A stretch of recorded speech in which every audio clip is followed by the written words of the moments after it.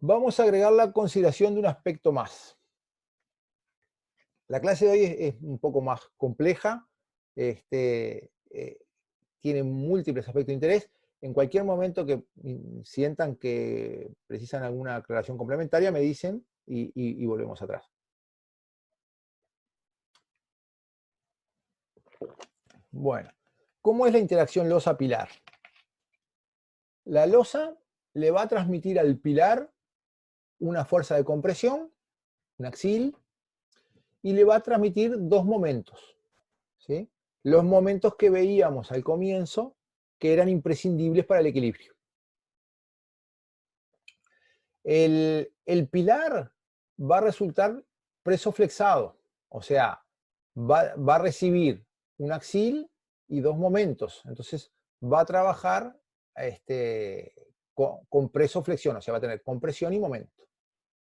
Cuando dimensionemos el pilar, debemos dimensionarlo con las dos solicitaciones. A su vez, el pilar va a reaccionar tendiendo a punzonar la losa, ¿sí? El pilar en su reacción va a tender a punzonar la losa. El punzonado es un estado límite que de producirse se da la separación entre el pilar y la losa por efecto de esa interacción. O sea, el punzonado está asociado a la acción de una carga concentrada sobre un elemento superficial, ¿sí? O sea, no sé, viene hasta en el uso coloquial del término, ¿no? Tienen una tela y le dan con un punzó, llamémosle, o sea, la pinchan y bueno, la carga concentrada sobre un elemento superficial tiende a producir el punzonado. En el caso del hormigón armado, es el estado límite que se produce por la acción de una carga concentrada en un elemento superficial. Puede darse en el caso de losas sin vigas, igualmente podría presentarse en otras situaciones, no sé, un pilar que estén haciendo sobre una losa, ¿no? O sea, sobre un elemento superficial están haciendo un pilar, bueno, esa carga concentrada tiende a producir el punzonado, puede ser una losa con vigas incluso, en un elemento de fundación, que tengo un cierto elemento superficial para transmitir las cargas al suelo y nace y llega una carga concentrada, bueno, ahí puede presentarse también el punzonado. Hoy lo vamos a ver aplicado entonces al caso de losas sin vigas. Si esto lo llevamos a la rotura, la rotura tiene una forma característica que es, no se desprende la losa del pilar justo en la cara del pilar, sino que parte de la losa queda incorporada al fuste del pilar, ¿sí? Esa rotura es a 45 grados, y ese volumen que queda adherido al pilar se llama ábaco. Y vamos a poner un poco la lupa, digamos, en lo que está pasando ahí para poder caracterizar los fenómenos que se dan, ¿no? Los fenómenos tensionales, los esfuerzos que se producen. Entonces, vamos a verificar lo que sería la sección crítica, o sea, cómo se producen los esfuerzos, dónde y qué verificaciones debemos hacer. A los efectos de una simplificación inicial, vamos a considerar que ese ábaco, que era tronco piramidal, lo vamos a considerar como un prisma que esté ubicado a media distancia de lo que era el borde, ¿no? Entonces, a media altura útil, consideramos que es el modelo que vamos a hacer de este ábaco, ¿sí? Entonces, tengo el soporte y considero un recrecido a media altura útil hacia cada uno de los lados, ¿no? Si este es el pilar que está indicado acá con gris, considerando media altura útil hacia un lado y hacia el otro, tengo el volumen que va a conformar el ábaco, ¿sí? En ese volumen es que yo voy a evaluar las tensiones que se producen, y entonces vamos a empezar por definir su geometría, ¿no? Si tengo la sección del pilar, un pilar que mide A por B, si considero media altura útil hacia cada lado, la sección esta va a ser A más D sobre 2 y más D sobre 2, A más D, y lo mismo en la otra dirección, B más D. Entonces tengo acá el perímetro donde se da las mayores tensiones, y si considero la altura, voy a tener el área donde se verifican las mayores tensiones. O sea, la superficie de interacción, esto es un volumen, donde, donde se van a dar esas interacciones. Voy a rebobinar un poco. La carga que se está canalizando de la losa al pilar, la carga que la losa le da al pilar, se transmite a través de la superficie de contacto, ¿sí? En esa superficie es donde vamos a verificar entonces las tensiones de interacción, ¿no? Entonces, la superficie, esta de acá, es la que me da la interacción pilar-losa, es donde se va a dar las tensiones mayores y yo voy a evaluarla. Entonces, voy a definir, el primer factor que vamos a hacer es, para evaluar las tensiones, va a ser, consideramos, si las tensiones se distribuyeran uniformemente en la superficie, tenemos que tensión es fuerza sobre área, ¿no?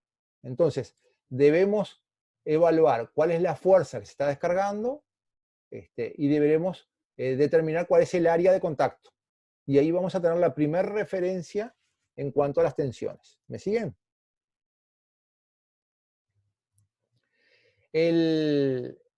La fuerza es la descarga que me va a dar la losa. Eso lo determinamos muy directamente, ahora lo vamos a hacer. La superficie va a ser la superficie del perímetro crítico. Eventualmente pueden aparecer consideraciones adicionales. Veo caras que están medio perdidos, en realidad. ¿Quieren que rebobine un poquito?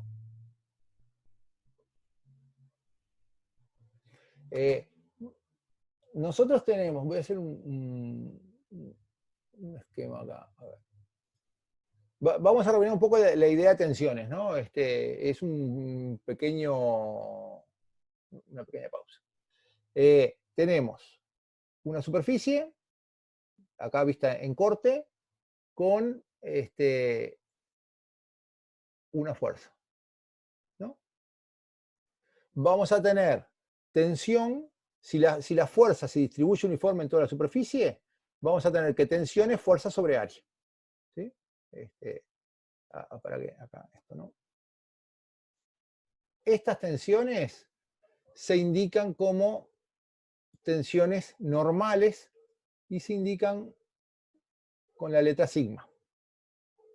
¿Sí? Estamos haciendo una pausa, ¿no? O sea, para hacer una puesta a punto. Tensiones normales las indicamos con la letra sigma. Existe otro tipo de tensiones que son las tensiones rasantes, ¿sí? Entonces, yo tengo la superficie así. Esta es la tensión, no sé, cuando tengo un pilar y llega a la fundación, cuando estoy parado sobre el suelo, tensión, la fuerza perpendicular a la superficie. Si la superficie y la fuerza están en la misma dirección, ahí tengo lo que se llama tensiones rasantes. Las tensiones rasantes se indican.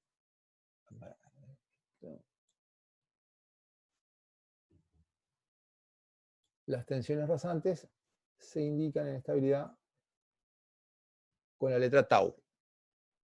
¿Sí? Tensiones normales, cuando yo estoy apoyando algo en una superficie, o sea, un vector perpendicular a la superficie. Tensiones rasantes cuando la fuerza coincide, la línea de acción de la fuerza es paralela al plano de la superficie. No sé, un ejemplo de tensión rasante si quieren, es cuando van a pegar, no sé, una cartelera a la pared con una cinta adhesiva de doble contacto. ¿Sí? O sea, el vector es paralelo a la superficie. ¿Sí? Estas las indicamos con la letra tau. En el caso de losas sin vigas, el fenómeno tensional que vamos a ver acá es un fenómeno de tensiones rasantes. ¿Sí? O sea, la descarga de la losa, esto que tenemos acá, vendría a ser esto que tenemos acá. La descarga de la losa en relación a la superficie del ábaco. Entonces, la primera referencia que yo voy a tener para evaluar el fenómeno tensional sería, bueno, considerar como una primera aproximación que las tensiones se distribuirían uniformemente en ese ábaco. Después vamos a ver que aparecen otros factores, pero la primera aproximación es que las tensiones se distribuyen uniformemente en el ábaco. Entonces, la descarga de la losa,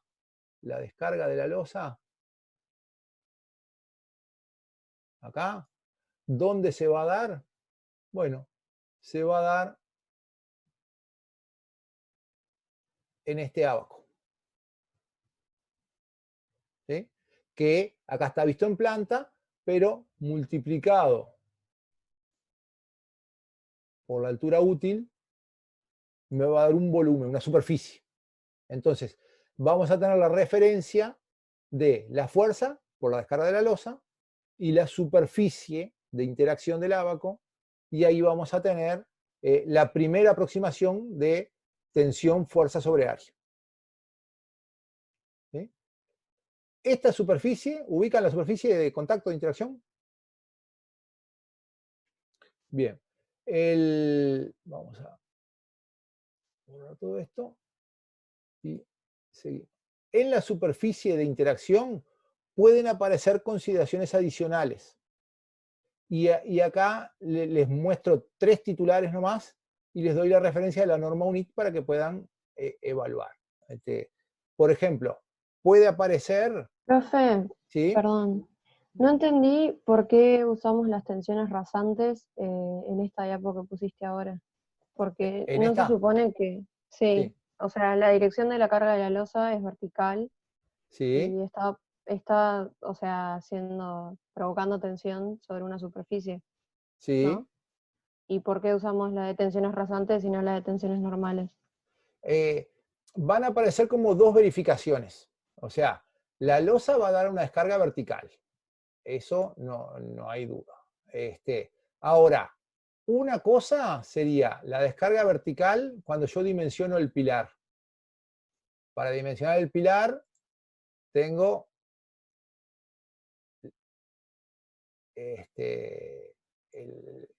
la fuerza total sobre la superficie del pilar. Acá es compresión excéntrica, presoflexión, la carga es perpendicular al pilar. Cuando dimensiono el soporte, ¿sí?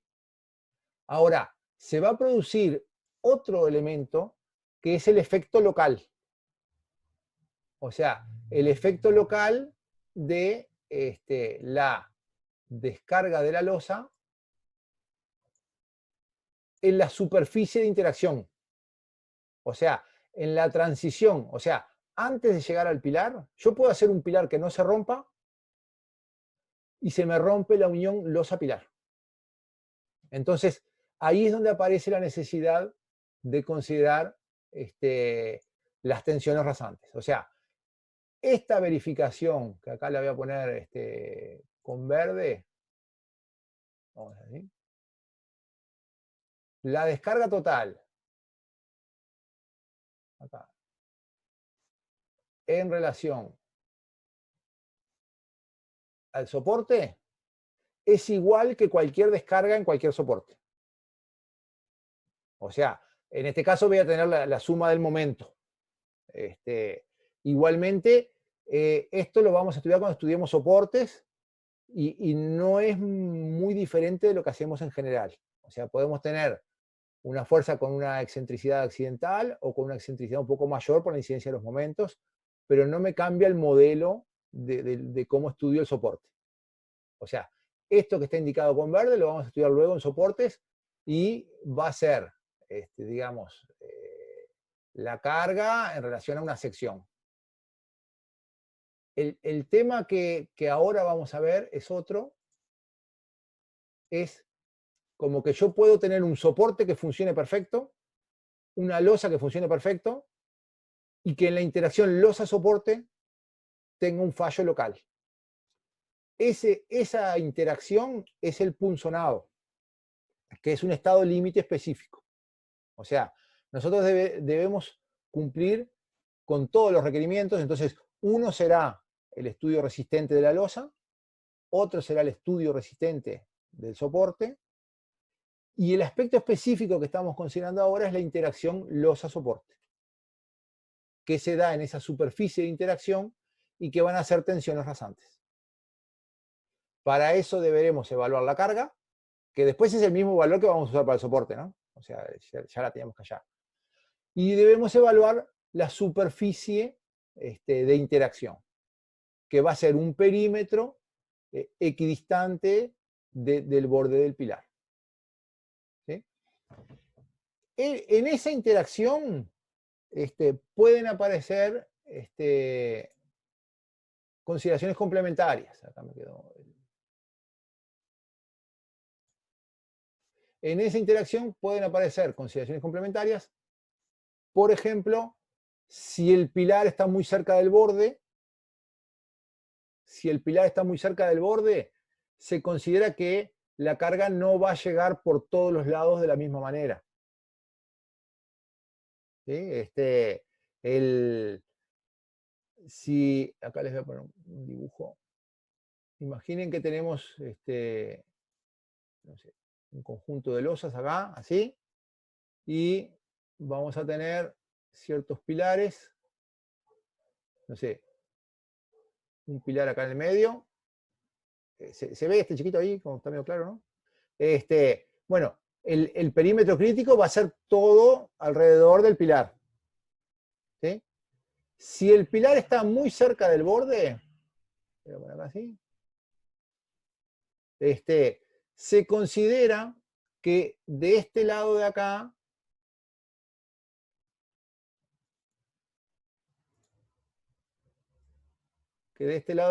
no le está llegando carga. O sea, si está muy cerca del borde. ¿Cuánto? Bueno, 5 veces la altura útil. O sea, vamos a considerar un perímetro crítico que va a estar ubicado a una distancia altura útil sobre 2, y este perímetro crítico se puede ver afectado por algunos factores. Por ejemplo, por la cercanía de un borde. No vamos a profundizar ahora en esto especialmente, simplemente tomen nota que pueden aparecer consideraciones adicionales en casos particulares. Otro caso particular podría ser pilares con formas no rectangulares, o eventualmente otro caso particular podría ser la presencia de huecos. ¿Sí? Voy a subrayar un poco las ideas fuerzas y seguimos. O sea, la losa va a dar una descarga en el pilar, esa descarga me va a dar a una distancia igual a la altura útil sobre 2, todo alrededor del pilar, me va a dar los mayores esfuerzos de tensiones rasantes, y en la consideración de ese perímetro pueden incidir otros factores. Por ejemplo, la presencia de un hueco, es otro factor que está nombrado en la norma. Si hay algún hueco cerca de la losa, cerca del pilar, en la losa cerca del pilar, hace que la carga total se concentre en los otros sectores alejados del hueco. ¿Sí? Esto lo dejo por acá para que quede le ayuda a memoria, y en todo caso luego volvemos sobre ello. Bueno, volvemos entonces a la interacción acá de la sección crítica. la losa está dando la descarga, el pilar reacciona, y acá tenemos la interacción, ¿no? Si hago un zoom acá en un pedacito chiquitito, una partícula, tengo una partícula en el hormigón donde tengo la descarga de la losa, la reacción del pilar, esto tiende a deformarse, ¿no? La descarga de la losa hacia abajo, la reacción del pilar, tiende a deformarse, esta diagonal se alarga, esta otra diagonal se acorta. Esto es coherente con lo que habíamos visto de la forma de rotura típica, ¿no? O sea, la fisura coincide con la isostática de compresión y tengo el alargamiento. Tengo las compresiones, tengo las tracciones y es coherente con la fisuración que teníamos antes. A la hora de colocar armaduras, puedo colocar armadura a 45 grados, siguiendo la línea de las tracciones, o podré colocar armaduras verticales y horizontales. Tengo una consulta que me pregunta si el video sigue en pausa. ¿Ven bien el video? Creo que, Natalia, es un efecto local ahí del equipo tuyo, me parece, la consulta. Bien. Bueno, entonces tenemos, vamos a rebobinar y vamos a profundizar un poquito más la complejidad, así que les voy a pedir verificar que me estén siguiendo y que me esté explicando con claridad. Tengo la losa como elemento superficial que va a estar descargando en el soporte. Si la losa fuera un elemento rígido, que no se curvara, ya estaría dando la descarga y estarían apareciendo esas tensiones rasantes en la superficie de interacción que modelizábamos en un ábaco. ¿Sí? ¿Hasta ahí? Vamos bien. Bueno, le voy a agregar un grado de complejidad más, y es que las tensiones, esas tensiones rasantes, van a ser fuerzas sobre superficie, U por D, U es el perímetro, D es la altura útil, o sea, U por D es la superficie de interacción, y F es la fuerza de la descarga, tau son las tensiones rasantes. Las tensiones rasantes que se dan en la superficie de interacción van a ser iguales a la primera referencia va a estar en relación a la fuerza dividido la superficie. La superficie es perímetro por altura útil. Lo que aparece como aspecto adicional es que aparecen las deformaciones. O sea, no es un elemento rígido. Estas deformaciones que se dan me van a dar una cierta incidencia en el fenómeno de las tensiones rasantes. Entonces, acá tenemos la deformación esquematizada, tenemos la curvatura que llega al pilar, está llegando, digamos, parte del momento llega el pilar por la zona del ábaco, parte del momento va a llegar por la zona adyacente, o sea, la banda de pilares es más ancha que el pilar mismo, ¿no? Entonces, si considero la banda total que está llegando al pilar, va a haber una zona, o sea, toda la banda esta que está llegando al pilar, parte va a llegar mismo por la zona del pilar. Otra parte va a llegar por el ábaco. Y otra parte va a llegar por una zona adyacente al ábaco, ¿no? O sea, el momento que está llegando acá al apoyo, una parte va a llegar exactamente por el pilar, otra parte por el ábaco y otra parte por la zona adyacente al ábaco. Cada una de estas partes va a tener distinta rigidez, ¿sí? Y se va a poner más o menos al momento. O sea, cuando el momento llega en una zona alejada, va a tender a dar más deformación, más giro que en la zona mismo del pilar. ¿Me explico? el momento que viene llegando acá por la banda de pilares, al llegar a la zona del pilar, parte va a llegar por el ábaco y parte va a llegar por la zona adyacente. Entonces, esta parte que llega por la zona adyacente también va a producir tensiones rasantes en el ábaco. Entonces, vean el dibujo este que está con verde en relación al ábaco.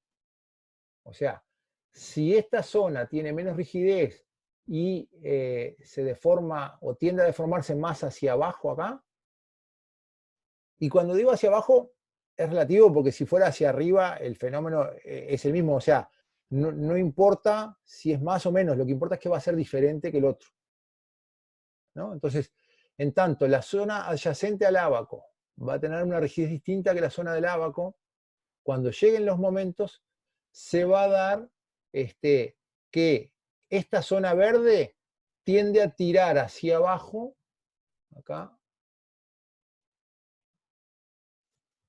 vamos a poner el verde, esta zona verde tiende a tirar hacia abajo el ábaco ahí. Y en tanto esta otra tiende a subir, tiende a darle tensiones rasantes acá en la otra dirección. ¿Sí? O sea, el sector verde que tiene menos rigidez que el otro va a incidir en el ábaco. Entonces, en el ábaco nosotros teníamos las cargas que se daban en toda la superficie, digamos, por el propio peso, digamos, solo la acción de la carga me está dando esto que marco con naranja. La acción de la compatibilidad de deformaciones me da este diferencial o incremental que lo estoy indicando con verde. Entonces, en algunos lugares no va a incidir. En otros lugares me va a aumentar la tensión rasante. Y en otros lugares me lo va a disminuir por compatibilidad de deformaciones. Empiezo de vuelta y esta es la parte que me gusta de tener el video y poder verles que en qué medida me van siguiendo. Nosotros tenemos, a ver,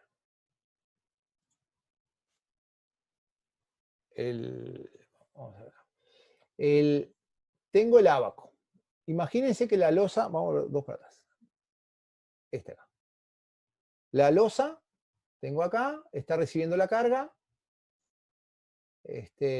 y esto me está dando unas resultantes que son así, tensiones rasantes, ya estaban dibujadas, pero bueno,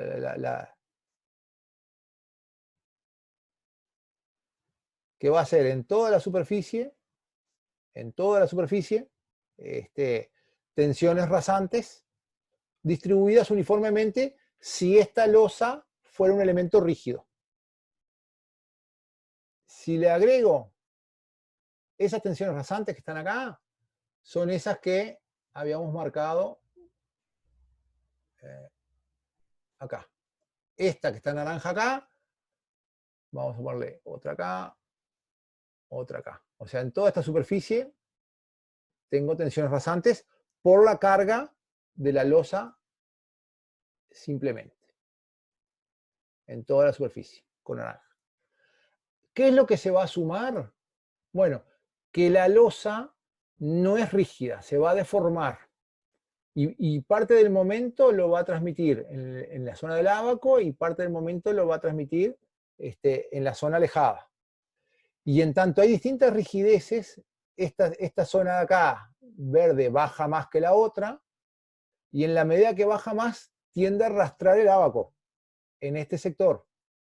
En este sector lo tiende a arrastrar, y bueno, si este baja, este otro subirá, entonces acá le hace un efecto que tiende a disminuir, o sea, va a haber sectores donde esta deformación tiende a contrarrestar los esfuerzos. Y van a haber sectores donde los esfuerzos tienden a sumarse. O sea, las tensiones rasantes se van a ver incrementadas por las deformaciones diferenciales entre el ábaco y la zona adyacente al ábaco.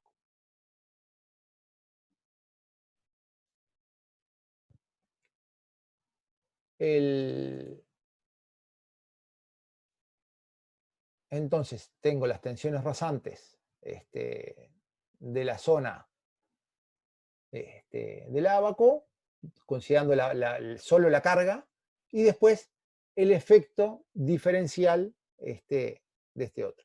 Entonces esto le da más complejidad al tema, esto cómo lo vamos a resolver desde el punto de vista operativo. ¿Sí? Bien. Bueno, entonces, estamos viendo la interacción entre la losa y el pilar, para el caso de losa sin vigas. La losa va a dar una descarga, esa descarga interactuando en el ábaco en sí misma me va a dar tensiones rasantes, que la primera aproximación es distribuirlas en toda la superficie de interacción, de contacto, y por compatibilidad de formaciones de lo que es el ábaco y la zona adyacente, que van a tener distinta rigidez, en algunos sectores esas tensiones rasantes iniciales se van a ver incrementadas y en otros sectores se van a ver disminuidas. ¿Sí? En realidad nosotros, desde el punto de vista de la resolución del caso, nos interesa ver el sector donde se ven aumentadas. O sea, si llego al valor admisible de tensión rasante, no me alcanza a decir, bueno, pero del otro lado había un poco de menos. O sea, con que en un lugar se llegue al agotamiento, digamos, por tensiones rasantes del punzonado, la estructura ya llegó al estado límite. Entonces está en una situación inadecuada, ¿no? Entonces vamos a tener que ver esa interacción. Es un tema que distintas normas, es un tema complejo. Si en algún momento sentían que este tema era complejo, les cuento como referencia que es un tema que todavía está en investigación en el estado de conocimiento de las estructuras al día de hoy. O sea, si leen libros de un origen o de otro, o normas de un país o de otro, tienen distintas aproximaciones a este fenómeno, ¿no? O sea, está claro que existe, está claro que las tensiones rasantes hay que considerarlas para evaluar eso. O sea, en qué medida se da o cómo se cuantifica es donde aparece las diferencias. Les aclaro que la norma UNIT 1050 tiene una solución que a mi juicio es una de las más simples y más prácticas. Así que por ese lado compensamos la complejidad del momento anterior. ¿Qué plantea la norma UNIT? Bueno, que si yo estoy considerando un soporte cualquiera de estos de acá,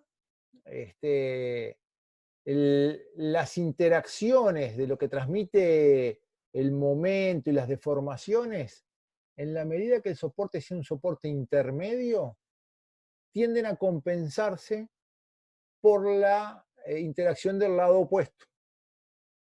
O sea, si yo tengo acá que de la derecha viene un momento y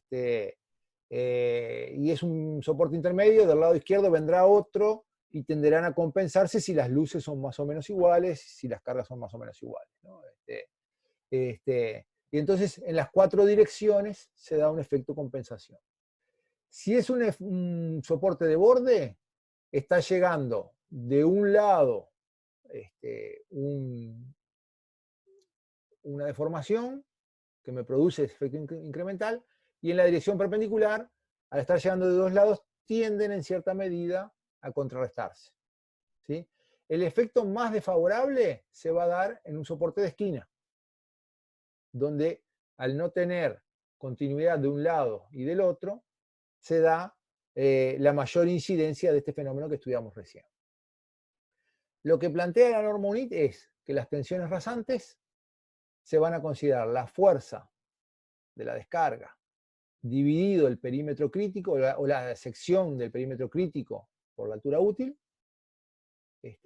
y multiplicado por un coeficiente beta, que es un coeficiente que pondera la ubicación del soporte en el conjunto. Para los soportes interiores, el coeficiente beta será 1.15. O sea, se considera que las tensiones rasantes del momento en el sector que incrementan lo van a hacer en un 15% a la que solo daría la carga en los intermedios. Y llegando al caso extremo en los de esquina, que la influencia del momento, en tanto están llegando momentos de dos direcciones perpendiculares que no tienen un igual y contrario del otro lado, en los de las esquinas, la incidencia de esas deformaciones producidas por el momento me va a incrementar las tensiones rasantes en un 50%.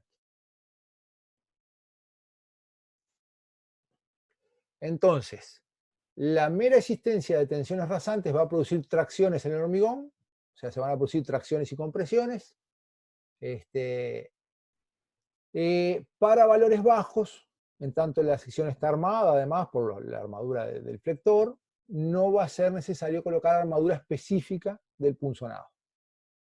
O sea, el punzonado va a provocar tensiones, esas tensiones que va a provocar el punzonado van a ser de compresión y de tracción, y vamos a distinguir tres entornos en relación a este tema.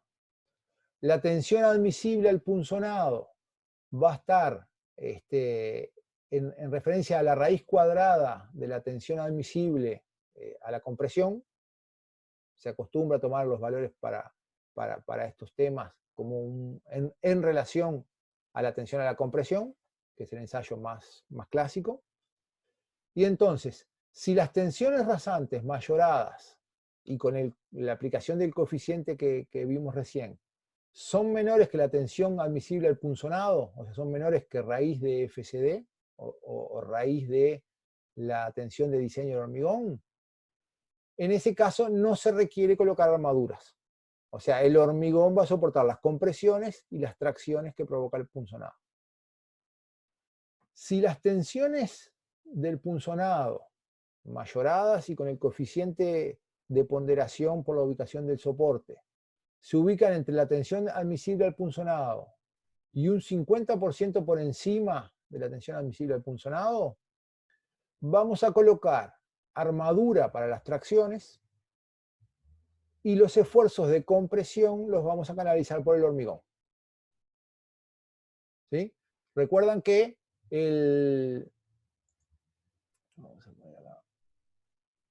si considerábamos una partícula de hormigón en esa sección del ábaco del perímetro crítico, ¿no? Donde teníamos la interacción entre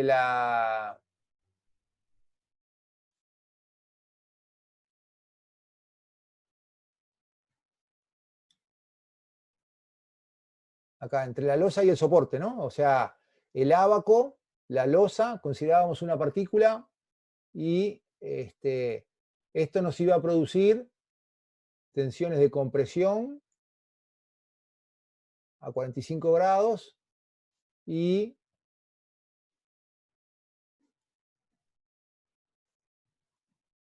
tracciones a 45 grados. ¿Sí? Entonces, si las tensiones de punzonado son bajas, están por debajo de la tensión admisible del punzonado, el hormigón va a resistir todo esto. El hormigón con las armaduras del flector que puedan estar ahí.